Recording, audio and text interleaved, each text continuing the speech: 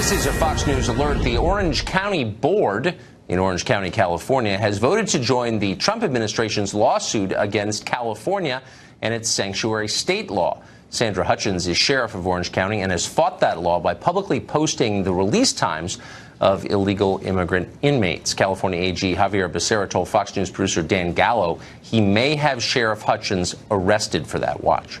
State law is state law, and it's my job to enforce state law. I will do so, and we want to make sure that every jurisdiction, including Orange County, understand what state law requires of the people and the subdivisions of the state of California. I mean, does that mean a lawsuit against the sheriff's department or arrest of the sheriff? Listen, I think I just answered that. Okay, thanks very much. Sheriff Hutchens joins us tonight. Sheriff, a lot of people on the East Coast are waking up to what's going on in California, but it seems like we're moving toward a crisis here. Is that the way it seems to you? No, it's not a crisis. It's we're as a sheriff of Orange County, I feel responsible for the public safety of the citizens of our county. Yes. SB 54 does not allow for that.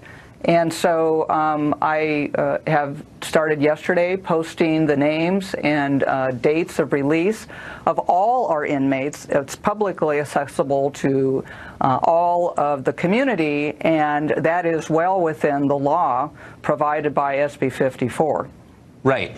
What I meant by crisis is you're the chief law enforcement officer of your county, one of the biggest counties in the state. The chief law enforcement officer of the state, the attorney general, is threatening to arrest you. I've never heard of anything like that happening in any state, at least in my lifetime.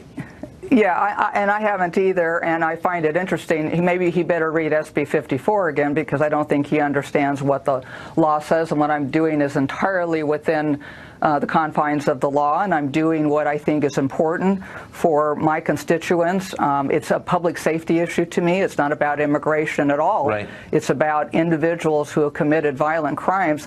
And let me just give you some examples of some individuals we've had to release.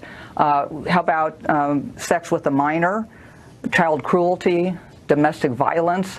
I mean, I don't think I could sleep at night knowing that I had let somebody go and they go out and commit another crime with those kinds of charges. So I am doing something well within the law that helps me to notify ICE along with the community on when individuals are being released. It gives ICE an opportunity to pick up those individuals who are in custody for serious crimes. We're not talking about misdemeanor crimes. We're talking about serious violent crimes. No, you're acting out of obviously a moral imperative that's non-political. It's your job description. How would the Attorney General arrest you, and what will happen if he tries?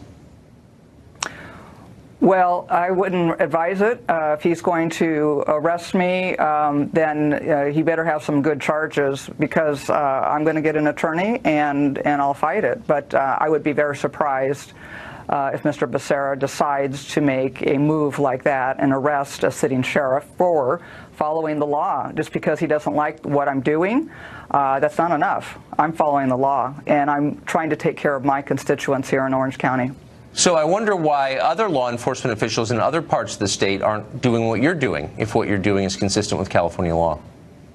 I'm not sure. I think some are doing other things, but I'm not going to speak to that. But I think there are some other jurisdictions who are doing what they can to legally, under the confines of the law, as it sits today, doing what they can to protect their communities. You know, the sheriffs in the state of California fought this Senate bill from the very, very beginning. Yeah. And, it states that we cannot use any resources to communicate with our federal law enforcement partners. No, I know. Which is just ludicrous. Well, it's dangerous, as you pointed out. Sheriff, thanks for joining us. Appreciate it. Absolutely. Thank you for having me.